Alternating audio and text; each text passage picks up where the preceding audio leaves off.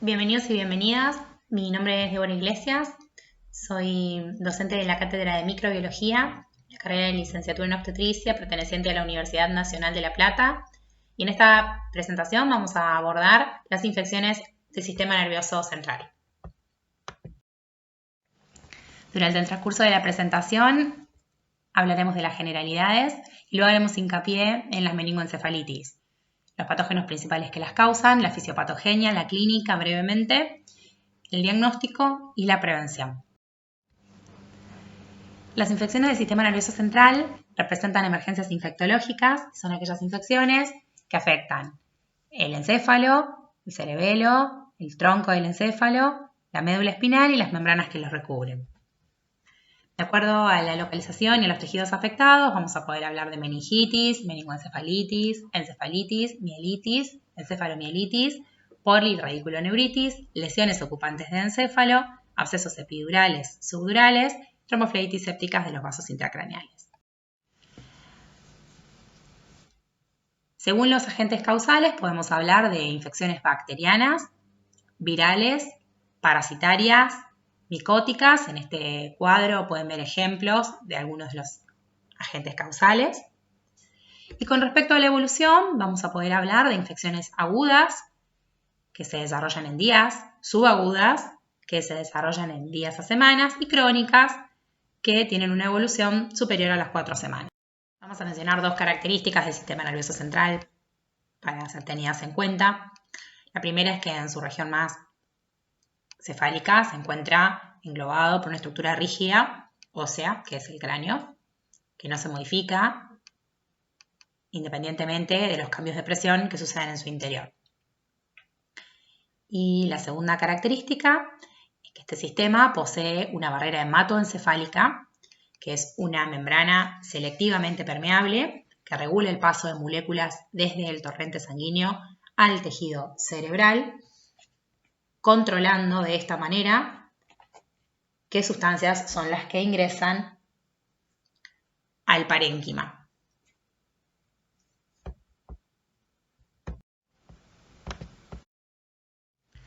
Con respecto a las meningoencefalitis, se definen como la inflamación de las membranas meníngeas con compromiso del espacio subaracnoideo y del parénquima cerebral.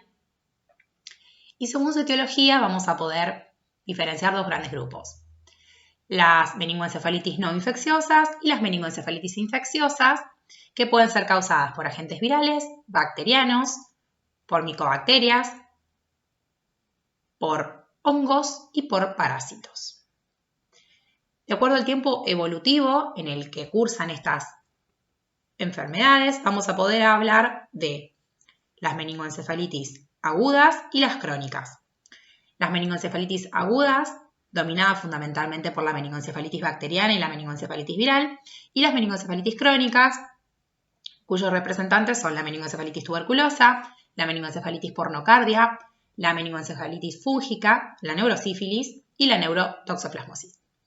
De acuerdo al origen, vamos a poder hablar de meningoencefalitis primarias, donde vamos a encontrar a la meningoencefalitis bacteriana de la comunidad y a la meningoencefalitis aséptica, y secundarias, aquellas que están vinculadas con un evento quirúrgico o un evento traumático previo. De acuerdo a las características del líquido cefalorraquídeo, vamos a poder identificar dos grandes grupos: las meningoencefalitis al líquido cefalorraquídeo turbio, dominadas fundamentalmente por los cuadros bacterianos, y las meningoencefalitis al líquido cefalorraquídeo claro. Dentro del grupo de las meningoencefalitis al líquido cefalorraquídeo turbio, los agentes causales más frecuentes están divididos según el grupo etario al que pertenezca el paciente. En los menores de un mes, los patógenos dominantes van a ser Streptococcus agalactiae, Escherichia coli, Listeria monocytogenes y los bacilos gram negativos. En los pacientes que pertenecen al grupo de 1 a 3 meses, Streptococcus agalactiae, Streptococcus pneumoniae, Neisseria meningitidis y Haemophilus influenzae B. En niños y adolescentes, Neisseria meningitidis, Streptococcus pneumoniae y Haemophilus influenzae B.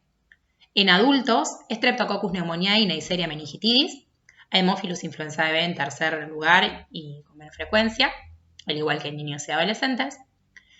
En mayores de 50 años, además de los patógenos recién mencionados, hay que pensar en Listeria monocytogenes y en bacilos gram negativos. También hay que considerar los antecedentes del paciente en cuestión, ya que si está cursando un posoperatorio de una intervención neuroquirúrgica o tuvo un evento traumático reciente, hay que considerar al Staphylococcus aureus, a los Staphylococcus coagulasa negativos y a los bacilos gram negativos como posibles agentes causales. En relación con el estado inmunológico del paciente, también hay que tener en cuenta esta situación, dado que los pacientes inmunocomprometidos pueden tener infecciones, además de por los agentes causales en relación con su grupo etario, por Listeria monocytogenes, por bacilos gram negativos y por hongos. Las meningoencefalitis a líquido cefalorraquídeo claro van a estar ocasionadas por virus, como enterovirus, herpes simplex 1 y 2, virus varicela zoster, citomegalovirus, virus del HIV, arbovirus, Epstein-Barr y parotiditis, por bacterias como el Treponema pallidum y el Mycobacterium tuberculosis, por parásitos como el género Acanthamoeba y el género Naegleria, y por hongos como el Cryptococcus neoformans, Histoplasma capsulatum y Coccidioides y mitis. Con respecto a los datos epidemiológicos locales, según el Sistema de Vigilancia Epidemiológico Nacional, hablando de las meningoencefalitis bacterianas inmunoprevenibles, durante el 2022 hubo 141 casos confirmados de meningoencefalitis causada por Streptococcus pneumoniae, 56 casos causados por Neisseria meningitidis y 40 casos causados por Haemophilus influenzae. Comenzaremos a hablar de los principales agentes causales de meningoencefalitis.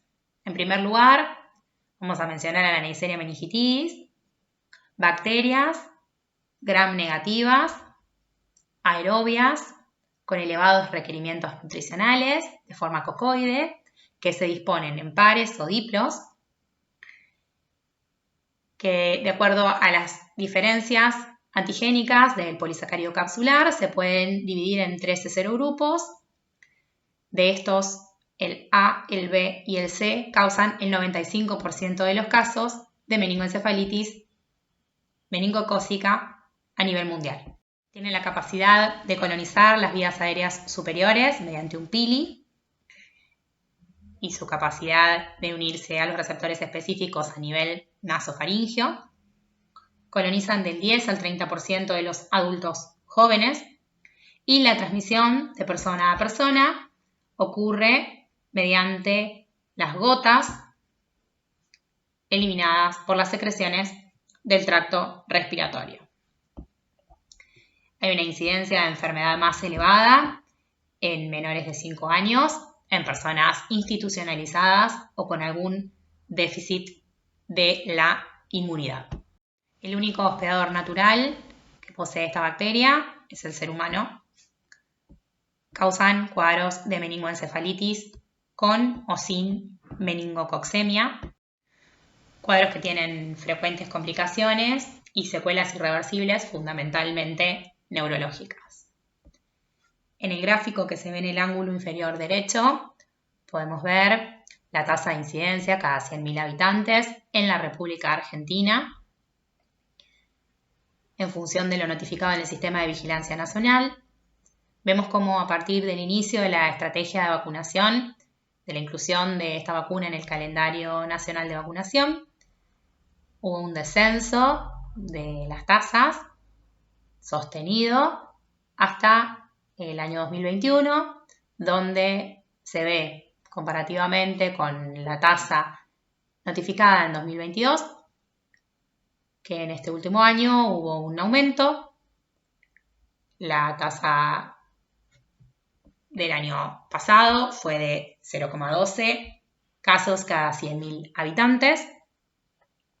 Y este ascenso, notificado en el 2022, está vinculado con una disminución de la adherencia a la vacunación.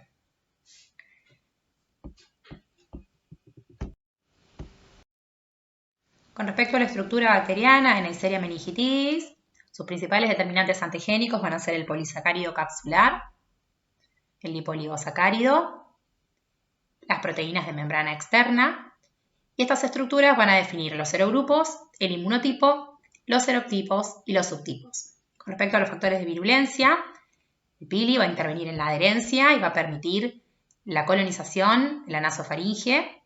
Tiene además capacidad antifagocítica. El lipopolisacárido, endotoxina incluida dentro de la membrana bacteriana externa, va a ocasionar el shock endotóxico. La IgA proteasa va a intervenir en la invasión celular mucosa. Y la cápsula va a tener su capacidad antifagocítica y también va a intervenir en la adherencia bacteriana. Con respecto a la fisiopatogenia de las infecciones causadas por Neisseria meningitidis, el primer paso va a ser la colonización de la nasofaringe mediante el pili y los receptores específicos a los cuales se une en esta estructura anatómica. La IgA proteasa va a escindir a la IgA de mucosas, favoreciendo también esta adherencia. Luego de esto, la bacteria va a generar invasión y diseminación, evadiendo la respuesta inmune mediante la cápsula bacteriana y desencadenando un proceso inflamatorio a su paso. Puede provocar sepsis, shock endotóxico por liberación del lipopolisacárido a nivel del torrente sanguíneo y va a producir infiltración de tejidos múltiples con invasión del sistema nervioso central atravesando la barrera hematoencefálica, pudiendo sobrevivir en el espacio subaracnoideo por la presencia de la cápsula y por la pobre actividad opsonizante que hay en este sitio anatómico. Los sitios característicamente afectados por estas infecciones van a ser los vasos sanguíneos, la piel, las meninges, los pulmones y se puede desencadenar un cuadro de coagulación intravascular diseminada, una sepsis y un shock. Streptococcus pneumoniae es una bacteria gram positiva de forma cocoide que se agrupa en diplos o en cadenas cortas, encapsuladas. Son agentes causales de neumonía, meningoencefalitis, otitis media aguda, sinusitis y bacteriemia. Son la principal causa de meningoencefalitis bacteriana inmunoprevenible en Argentina. Causan meningoencefalitis principalmente en menores de 5 años y mayores de 45 años. La tasa de incidencia en Argentina reportada en 2022 en el Sistema Nacional de Vigilancia Epidemiológica fue del 0,3 cada 100.000 habitantes. Tuvo una letalidad de esta enfermedad del 9%. Las infecciones están producidas por la diseminación endógena desde la nasofaringe o la orofaringe de personas colonizadas hasta regiones alejadas. La transmisión de persona a persona es mediante las gotas respiratorias y es rara. Fundamentalmente la colonización se puede observar en niños pequeños y en sus contactos, y las personas que tuvieron un antecedente reciente de una infección vírica del tracto respiratorio tienen mayor incidencia de esta enfermedad. También es más frecuente en personas que tienen enfermedad pulmonar crónica, alcoholismo, insuficiencia cardíaca congestiva, diabetes mellitus, enfermedad renal crónica. Todas las entidades mencionadas interfieren de una u otra manera en la eliminación de este patógeno. La fisiopatogenia de las infecciones por Streptococcus pneumoniae comienza con la colonización orofaringea, nasofaringea, una destrucción tisular posterior, la capacidad de invasión y la supervivencia fagocítica que provee la cápsula bacteriana. Con respecto a Haemophilus influenzae, son bacilos gram-negativos, inmóviles, con elevados requerimientos nutricionales. La cepa capsulada de tipo B es la causante de enfermedades invasivas. El único reservorio es el ser humano. Tiene la capacidad de colonizar fauces y de transmitirse de persona a persona. El principal riesgo de padecer una meningoencefalitis por Haemophilus influenzae lo presentan los menores de 5 años no vacunados o aquellos que tengan un esquema incompleto. Es una enfermedad que tiene una letalidad del 5%. Y como vemos en la tabla, que está en el ángulo inferior derecho, desde que se incorpora la vacuna en el calendario nacional de vacunación en 1999, se ha visto un descenso sostenido en los años que siguieron a esta intervención. En 2022, la tasa de incidencia fue de 0,9 cada 100.000 habitantes y como vimos tanto en Streptococcus pneumoniae como en Neisseria meningitidis, se notó un ascenso de reportes en 2022 en relación con los años previos, vinculado con una disminución de la adherencia a las recomendaciones de vacunación en Argentina. Algunas características del huésped pueden aumentar el riesgo de padecer enfermedad por este patógeno, como enfermedades subyacentes que afecten la inmunidad, otitis media, sinusitis, epiglotitis, neumonía, la presencia de diabetes, alcoholismo, la presencia de una esplenectomía, el traumatismo de cráneo con pérdida de líquido cefalorraquídeo.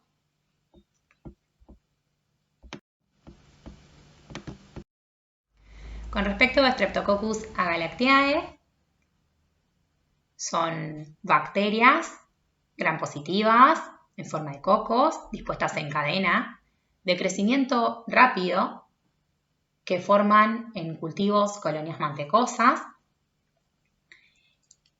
Es la única especie dentro del grupo B y causa infecciones neonatales en gestantes e infecciones graves en adultos con factores de riesgo como inmunocompromiso o alcoholismo. Como principal factor de virulencia, poseen una cápsula bacteriana.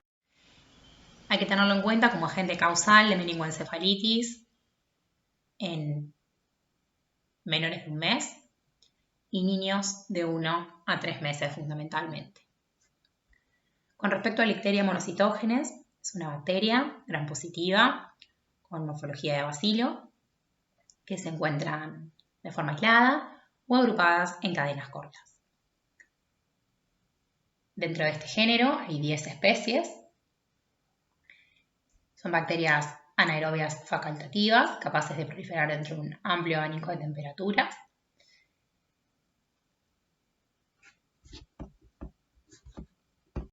Afectan fundamentalmente a neonatos mayores de 50 a 60 años, inmunocomprometidos, personas que consumen de manera problemática alcohol, personas que tienen nefropatías, hepatopatías, y la enfermedad se asocia con el consumo de alimentos contaminados, fundamentalmente leche, queso, carnes procesadas, vegetales crudos mal sanitizados, lavados, y también hay diseminación transplacentaria de la madre al neonato.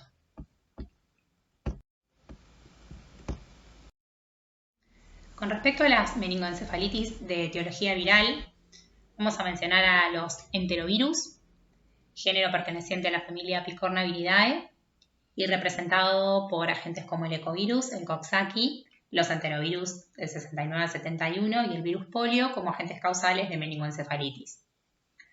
Con respecto a los virus de la familia Herpes viridae, pueden causar meningoencefalitis, el herpes tipo 1 y tipo 2, el virus de la varicela zoster y el citomegalovirus en algunos huéspedes especiales. También es un agente causal de meningoencefalitis bacteriana, el virus de la parotiditis, perteneciente a la familia Paramyxoviridae, el virus del HIV, perteneciente a la familia de los retrovirus, los virus del West Nile y St. Louis, ambos de transmisión vectorial y pertenecientes a la familia Flavoviridae, y el virus de la rabia. Con respecto a las meningoencefalitis de etiología fúngica, en general afectan a huéspedes inmunocomprometidos, suelen tener una evolución subaguda y crónica, y ejemplos de estas micosis son la Cryptococcus meningia, que afecta fundamentalmente a personas viviendo con VIH, con mal estado inmunológico, los hongos filamentosos y las levaduras, que afectan a huéspedes neutropénicos, diabéticos y a aquellos pacientes que han padecido una intervención neuroquirúrgica.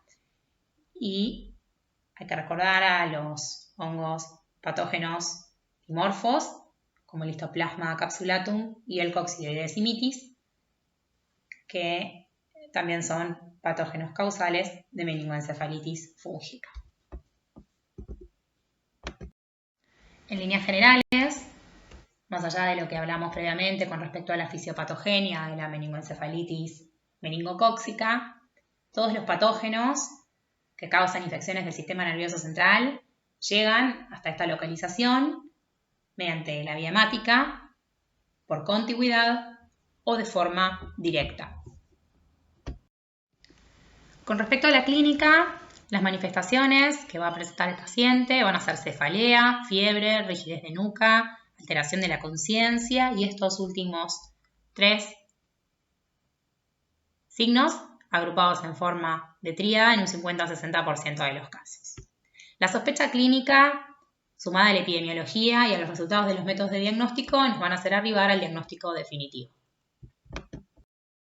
Respecto al diagnóstico microbiológico, las muestras biológicas a analizar en todos los casos van a ser líquido cefalorraquídeo y la sangre. Según la forma de presentación clínica, podemos acceder a otras muestras para su análisis. Con respecto al diagnóstico microbiológico, vamos a contar con estrategias diagnósticas directas y con métodos de diagnóstico indirecto.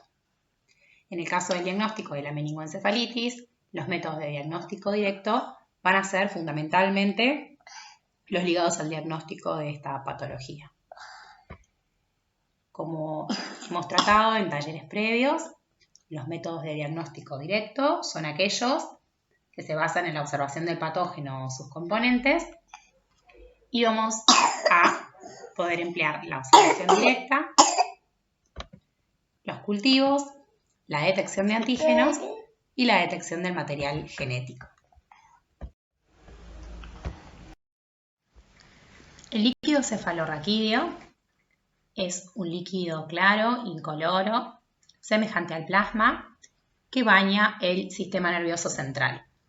Circula a través del sistema de cavidades que existe en esta región anatómica y por el espacio subaracnoideo.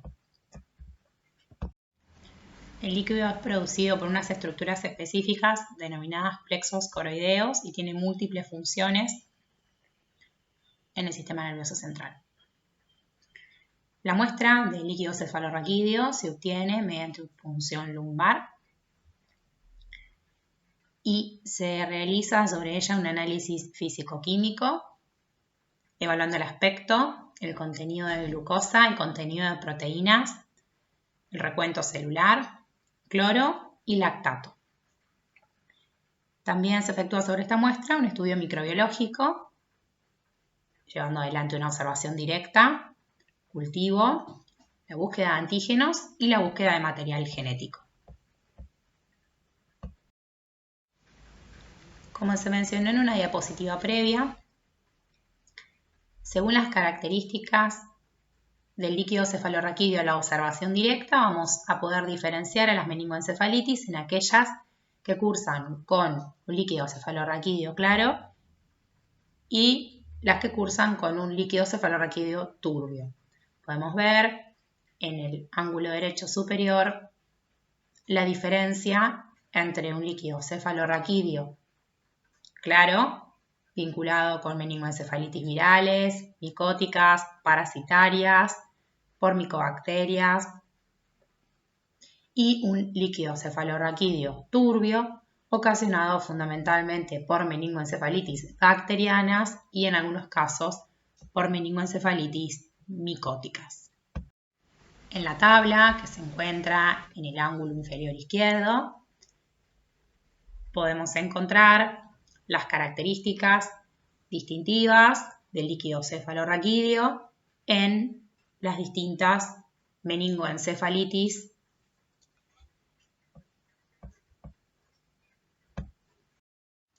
Vamos a comenzar hablando de la observación directa. La tinción que se va a efectuar en todos los casos sobre el líquido cefalorraquídeo va a ser la tinción de Gram. Esta técnica va a tener una sensibilidad del 90% para detectar Streptococcus pneumoniae, de alrededor del 50% para identificar a Haemophilus influenzae, de entre el 70 y el 90% para identificar a Neisseria meningitidis y de alrededor de un 50% para identificar Listeria monocytogenes. Estos porcentajes de los que hablamos son siempre en aquellos pacientes que no hayan recibido tratamiento antibiótico previo a la toma del líquido cefalorraquídeo. Con respecto a la tinción de tinta china empleada para hacer diagnóstico de meningoencefalitis por Cryptococcus neoformans, tiene una sensibilidad que va del 30 a más del 60% y esto está en relación con la carga fúngica que haya en el cuadro y también está en estricta relación con el estado inmunitario del hospedador. Con respecto a la tinción de Nielsen, tinción empleada para hacer diagnóstico de meningoencefalitis tuberculosa, es una estrategia con bajo rédito, con una sensibilidad menor al 30%. Con respecto a la tinción de Giemsa, que tiene como intención identificar formas fúngicas, tiene una sensibilidad variable de acuerdo al patógeno en cuestión.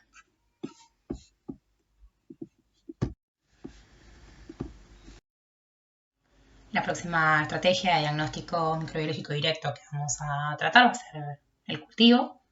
En todos los casos debe tomarse cultivo del líquido cefalorraquídeo, va a tener una sensibilidad diagnóstica mayor al 80% y además en todas las oportunidades deben tomarse hemocultivos con una sensibilidad diagnóstica para este método estimada del 75% en el caso de Streptococcus pneumoniae, del 50 al 90% en el caso de Haemophilus influenzae y del 40 al 60% en el caso de Neisseria meningitidis.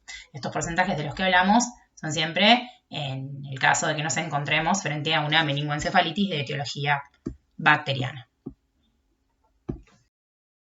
Con respecto a la detección de antígenos, es una estrategia de diagnóstico microbiológico directo. Se basa en la aglutinación en látex. Tiene una sensibilidad que va a depender fundamentalmente del patógeno que se esté buscando y que aproximadamente en el caso de las meningoencefalitis bacterianas, y hablando siempre de la muestra de líquido cefalorraquídeo, va a tener una sensibilidad en el caso de la Haemophilus influenzae de entre el 80 y el 100%, de Streptococcus pneumoniae entre el 60 y el 100% y de Neisseria meningitidis de entre un 20 y un 90%. Pueden analizarse además otras muestras biológicas como sangre y orina. Con respecto a la detección de material genético, también es una estrategia de diagnóstico microbiológico directo, de alta sensibilidad y especificidad. Existen paneles múltiples para identificación en un mismo acto de diferentes patógenos. La sensibilidad del método ronda entre el 70 y el 100% y tienen una especificidad superior al 95%. Con respecto a los métodos de diagnóstico indirecto, como mencionamos previamente, son aquellos métodos que se basan en la búsqueda de la respuesta inmunológica del hospedador frente al patógeno en cuestión. No tienen lugar en la estrategia diagnóstica de la meningoencefalitis bacteriana y líquido cefalorraquídeo turbio, pero sí cobran importancia cuando se sospecha una etiología diferente. Con respecto a la prevención, vamos a mencionar dos estrategias. La primera es la vacunación. Dentro de los patógenos bacterianos más frecuentes, tanto Streptococcus pneumoniae como Haemophilus influenzae y Neisseria meningitidis tienen vacunas disponibles y están incluidas dentro del calendario de vacunación nacional. Por lo que es sumamente importante la adherencia de la población a estas recomendaciones.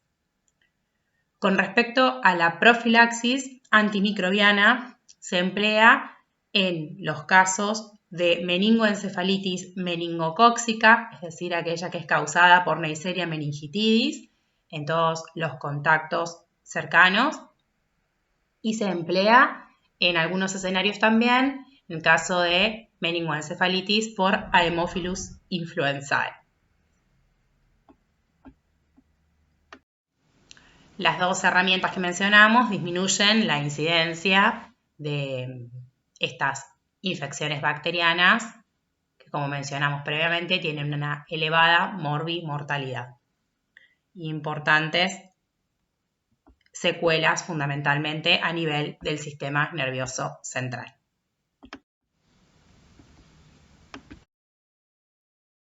Como conclusiones del encuentro, entonces, vamos a mencionar que las infecciones del sistema nervioso central son infecciones de gravedad o constituyen emergencias médicas que dejan secuelas fundamentalmente neurológicas, que en muchas de las oportunidades son inmunoprevenibles y que podemos arribar al diagnóstico definitivo mediante la sospecha clínica, la epidemiología y el diagnóstico microbiológico.